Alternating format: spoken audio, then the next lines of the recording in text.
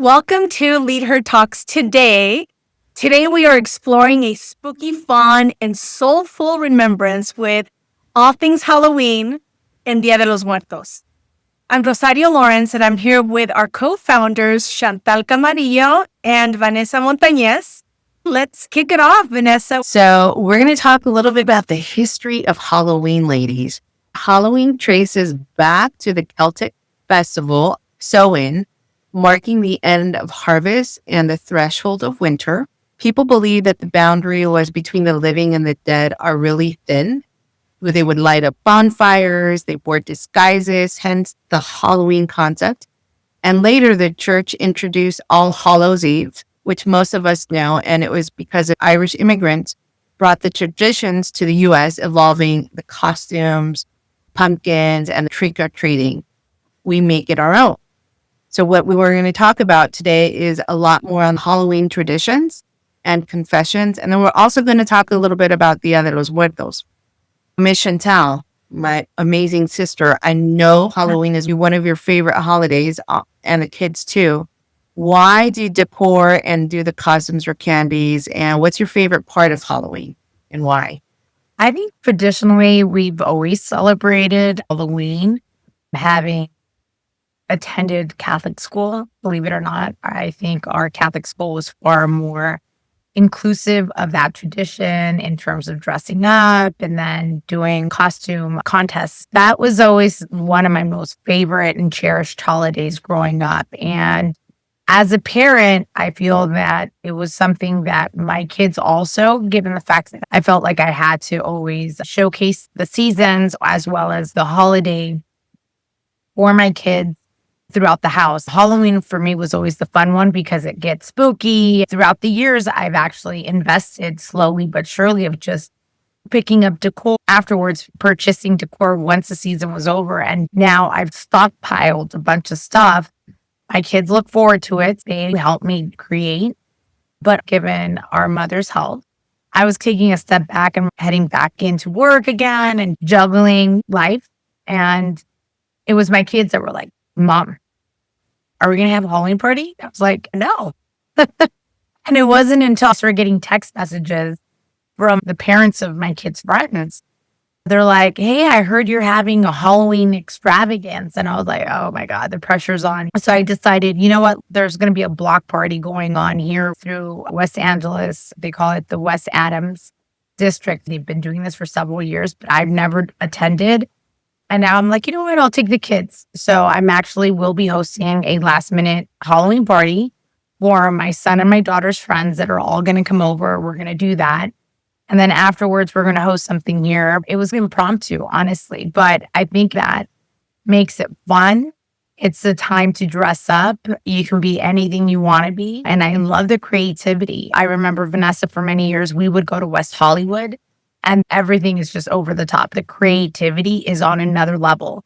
We grew up around West Hollywood all our life. It was like, I think that's another thing too, that we just incorporated that, right? Yeah. So it makes it fun. And I think at the end of the day, why not? How about you, Rosario?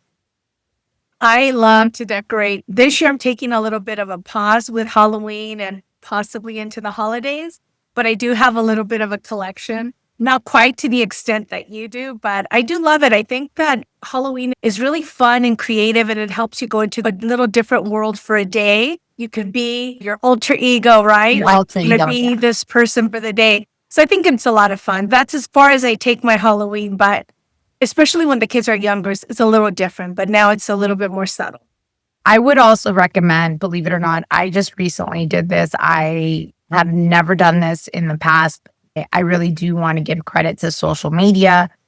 I recently took my kids to go check out the Burbank haunted houses in Burbank. And so they do actually have, the city puts together like this neighborhood contest of the best Halloween houses. So if you've never done this, I would highly recommend even doing a quick little search through social media, whether it's TikTok, Instagram. I find TikTok is a bit easier for your search engine to find haunted houses in and around your neighborhood. I think you should look at exploring what's in your backyard.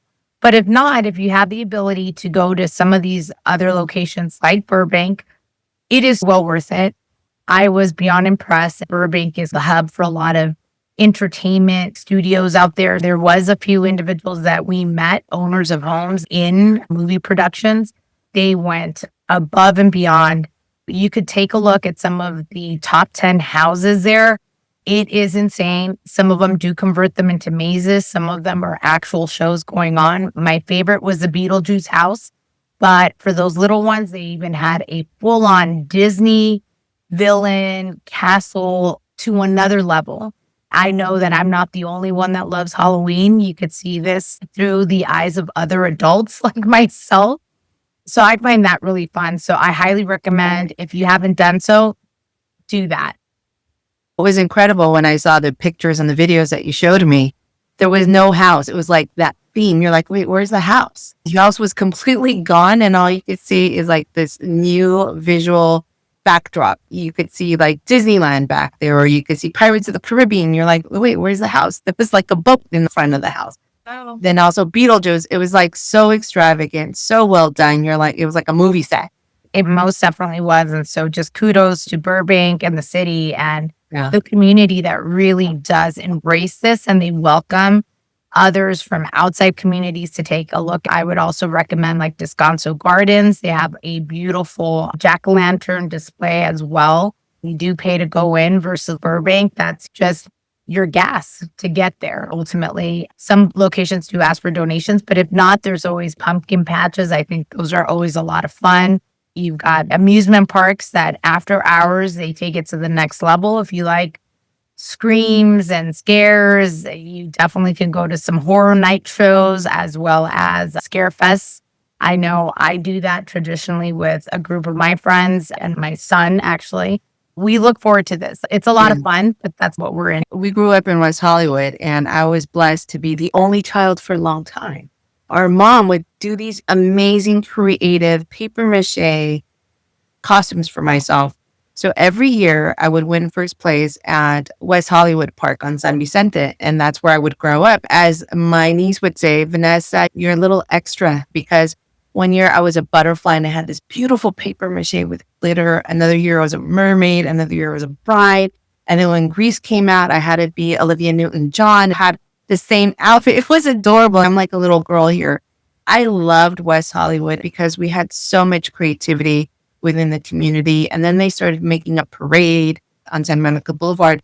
And just the level of creativity, extra, and just the beauty, it's like you have to be that person. So I think that's where we get it from, Chantal, that extra, as Lila would say. Like, mom, for extra. It's like the magical realism. It's just gorgeous. I just loved it. So that is definitely one of my, I think most holidays are my favorite, but Halloween we get to create and just go for it. Yeah. Another interesting tidbit. This is my second year doing it. I've never really participated, or maybe some of you guys have heard of trunk or treat. Yeah. So that's where you pop open your trunk, decorate it, and hand out candy. Some schools are organizing this type of activity, like their own personal trick or treat for kids. And so that was what we participated last week on Friday. That one was a lot of fun. I basically did the whole Jurassic Park with a T-Rex inflatable. So there's actual inflatables that are intended for the trunk, which is interesting. I was like, I had no idea. But there was no prizes for the trunk or treat. But definitely everyone, you won first place. It was like, even though more bragging rights, but Lila did win for best costume.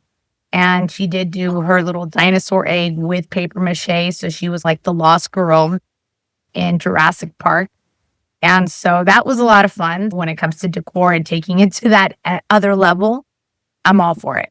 That's awesome. You've always had such a great eye for design and creativity. It's no wonder why you do such a good job in decking your house out.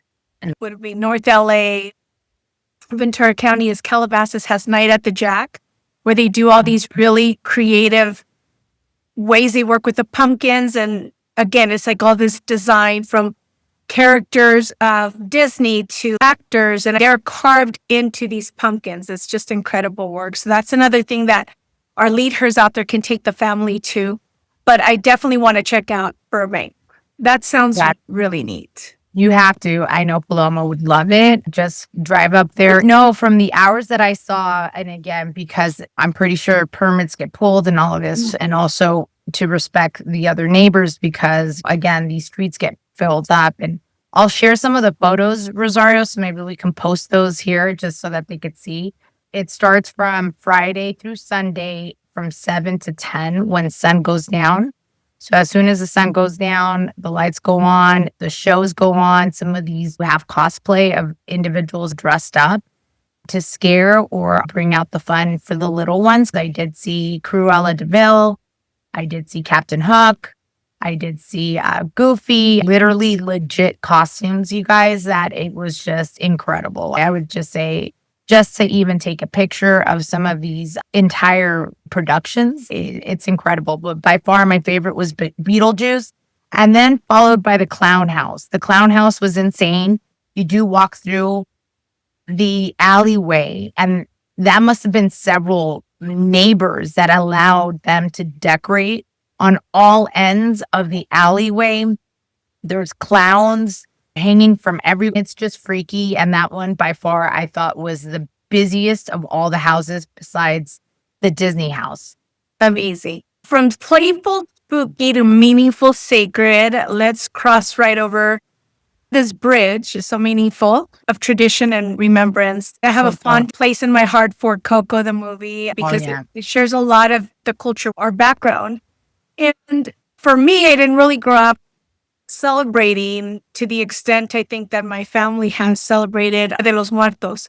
But Chantal, do you know a little bit about it? Like, share. I know that's something, this is a holiday also that's meaningful for you as well. Yeah, it is. It really is. And I think I don't recall us celebrating it as much being young but I think with time, as I started growing, we started incorporating that because as a child and also my parents, life happens. And part of that life is also accepting that we're not going to be here forever. And we've seen friends and family that have transitioned onto the afterlife. My husband, who is from San Miguel de Allende, they have lots of traditions and celebrations out there, but the biggest one is Dia de los Muertos. And ultimately, Dia de los Muertos originated from Mesoamerica, ancestors honoring the practices on November 1st, which is the day we honor and remember our deceased children. And then November 2nd, which is the day that we honor and remember our deceased adults. Okay.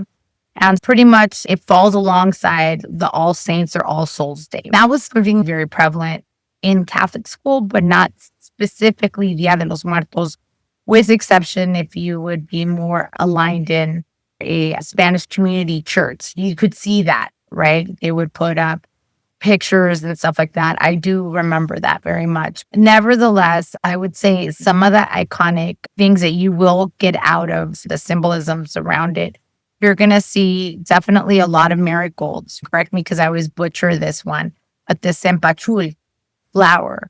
And it's that bright golden, almost orange color. Those are your marigolds. There's also ofrendas with photos and the favorite foods of those that you love, they enjoyed. So typically you might even see a little shot of tequila or a beer or pan de muertos, right? Or you'll see calaveras made out of sugar skulls or whatnot. And it's not scary. There's no fear in that. It's just for the recognition of your loved one and remembrance. That's really what it is. It's to remember their legacy. For me, that's always been something that I put together. Through the years, I've collected little things or pictures, the celebration of life of some of my family members.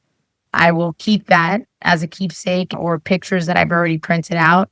And I will set up my ofrenda. And it's really nice to see that also my daughter at her school, they're having their ofrenda coming up for the Day of the Dead. And I thought that was what a beautiful thing. She goes to a charter and here they're incorporating some of these beautiful traditions that I'm accustomed to. But how about you, Rosario? Do you set up? I don't set one up. I probably should. And it's not like necessarily that, oh, just to do it. I think a part of me, I'll be honest, I thought, okay, how can I say this? is this like a fad that we're seeing in our communities that all of a sudden we're just putting this out? I do celebrate the people that have passed and are so meaningful to me, but I didn't want it to do the entire process of the altar and the ofrenda because it's like a hip thing to do. I need it to marinate in me and grow in me, and eventually I possibly will create my own ofrenda and altar. When our loved ones pass, you carry them in your heart forever. It's such a beautiful tradition in our culture that it is beautiful to see just come alive. For me personally, I just needed to continue to grow and be a part of me. I didn't want it to be just a thing for me. It's a process. That's just who I am. Yeah, I agree with you. I think Coco elevated what historically has already been happening. They literally did have to visit various parts of Mexico and interview several people. If you understand the making of Coco, they did go to San Miguel Allende. They did go to Oaxaca. It's so different. And so when I went recently to Dia de los Muertos, I was envisioning something completely different in Mexico, right? I was envisioning that the cemeteries would be open and lit up with candles. That's not the case in San Miguel Allende. And so they actually will do complete ofrendas all throughout in the cemetery, but the cemetery closes at sundown. So there was no candles. And you had all of these various artists came in from different parts of Mexico just to do calaveras, like Catrinas, to paint individuals, beautiful workmanship. But then that's also, it takes away from like really, again, it's being commercialized, right? And a lot of people, I think Coco exacerbated that. Here I am. I want to go to Oaxaca because Oaxaca, they do have a night, a full on like display of nothing but candles to illuminate the way for their loved ones to come back for that given day. It's incredible. But again, every region of Mexico celebrates it a little different. I would say that. And I think deep inside, I felt a sense of my culture's being commercialized. I'm just going to say what it is. I felt in my heart, it didn't feel good for me. So then if I jumped on this bandwagon, all of a sudden putting an altar in my home, when growing up, it was talked about. I know my mom and her family celebrated it and possibly some of my dad's family, but it wasn't so prevalent in our home. Part of it is because you immigrate to a different country, right? And then you're having to adjust. But it's funny that you mentioned that. And I think that's what I've been grappling. Parts of your traditions fizzle away as time goes by. And I think it touches me in that way because it's so meaningful. You're talking about people that pass and go to the next life, and a tradition in my heart is like, is this dying too? Yeah, I hear you, girl. So for me, Dia de los Muertos, I may not always have an altar because I don't have the time to do it. And how I celebrate the Dia de los Muertos is I try to go to the cemetery to visit my father, Father's Day, his birthday, and also Day of the Dead. I try to be there those three, and Christmas and New Year's Eve, holidays that I value so much that I want to be there at the cemetery. I bring flowers to my father, the marigold, because that's how I honor him. The two most important people in my life that have passed, my father and grandmother, I can't be two places at once.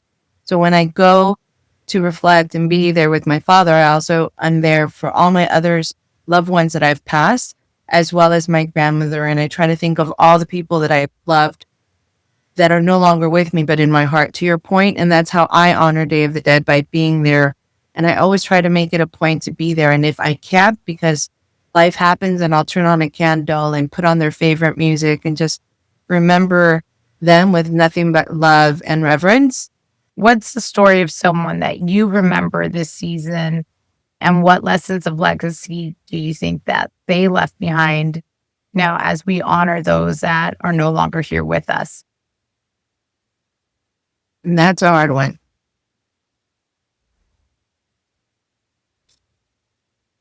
Because the person I'm going to remember this season, my cousin Mario, he died January 31st this year, unexpectedly.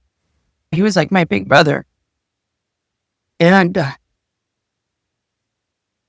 my partner in crime, I would talk to him almost weekly or every other week. He lived in Florida. but we were very close as teenagers and young adults. He was in my wedding, I was in his wedding, and he's an incredible human being, incredible father and husband and human. And his passion for cycling, his passion for his family and his boys, and just having the finer things in life, music. And I'm going to remember him for a lifetime, but he's really someone I'm going to remember this season. And more importantly, his wife was wonderful enough to give me some of his ashes. Now that he's with me, he's definitely going to be here forever. I see him all the time now, and I'm talking to him like, Mario, God damn it, I miss you, Mario, today. But he's the person that's really impacted my life. I hear you, my love. I think that one was a very difficult loss that we experienced, the entire family, but I know that we will meet him again. How about you, Rosario? I have so many people in my heart and that I will be remembering in their legacy, but likely my mom and Moco Javier. Totally special people in my life. And especially my uncle, like having him really play a role in my life after my mom passed. Couldn't have asked for a better person. His birthday is November 3rd, which is close to Dia de los Muertos, so definitely gonna hit differently. It does every year, but when his birthday is, but being that it's so close to Dia de los Muertos, it just really amplifies his presence and his energy that I still feel. So those two are definitely at the core of the up and coming Dia de los Muertos for sure. Beautiful moments, human beings. Yep. What about you, Shati? Always my grandma, my dad. It's hard. I think if it's now Dia de los Muertos or a holiday, it's hard every day. I don't think you get over it. You just cope. There's not a day that goes by I don't miss it. But then I realize just their amazing contributions and how they shaped who we are, my siblings, and indirectly my children because of what they brought, their traditions that now I carry forward. And I hope that my kids can do exactly what they presented to me. We carry their light forward. And so I think that's the beauty of these kind of celebrations. Whether it's Dia de los Muertos or any other, it's just what keeps us moving forward always. I'm glad that we also have, even with Coco, it celebrated the beauty of life and death in such a beautiful way. Your song and what you're wearing, Remember Me, I could think of that song. And watched that movie, I was bawling because I saw that La Abuelita. I'm like, oh my God, that's my grandma too, or Nana, right? But it was done with such love and elegance and grace to show this side of Latino celebrating the Day of the Dead that I think it did honor it. So in that aspect, I try to not take life for granted and honor those we have around us, whether they're healthy or not, and celebrate that we love them and honor those that are still with us and say, thank you for what you've done. I love you, and mean it, and try to be more thoughtful and graceful in what we say and how we react with everyone. I think Dia de los Muertos is a great reminder of being thankful for those that are alive and those that have passed. Last year, when I was grappling with the holiday, I saw this TikTok of this gentleman, and he said, what a beautiful tradition Latinos have in celebrating their family members or loved ones that have passed. This gentleman set up his altar, and he was not a Latino. And I just love seeing that. Because this holiday, just like we celebrate any other holiday, and like we see even Cinco de Mayo, we all celebrate Cinco de Mayo, right? So I hope that everybody, whether you're Latino or not, this is a beautiful tradition. I'm working with that.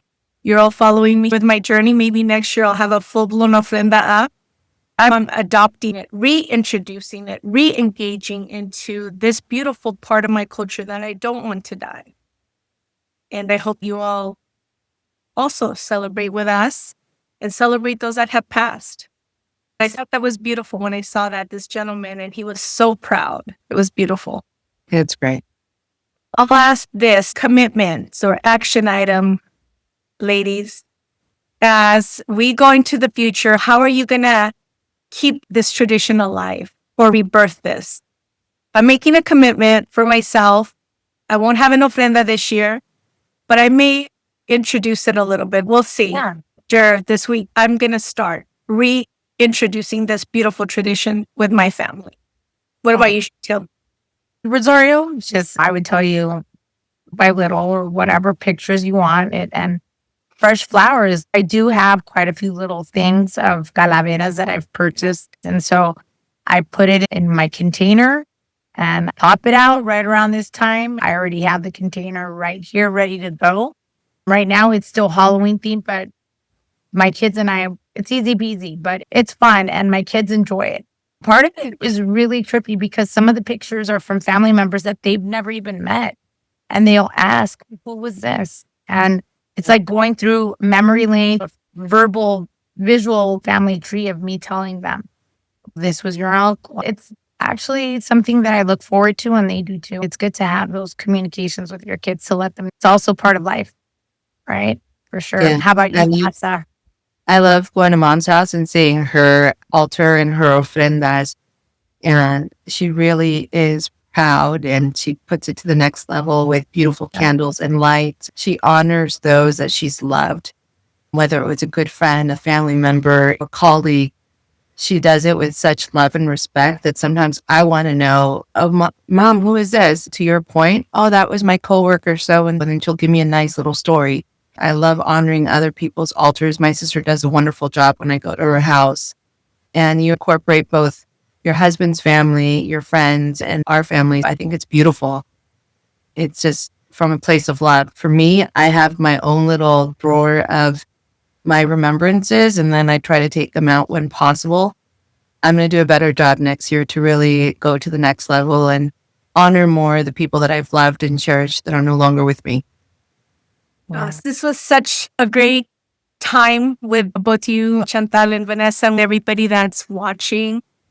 As we head into the rest of the week to celebrate, we are reminded that Halloween and Día de los Muertos has something so special to teach all of us and some beautiful traditions we could all incorporate.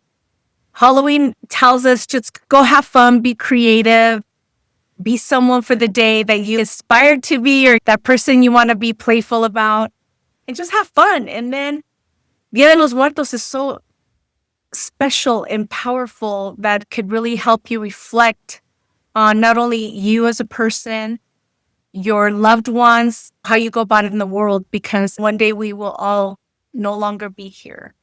So no matter what your background is, celebrate, have lots of fun, live it fully, and remember deeply.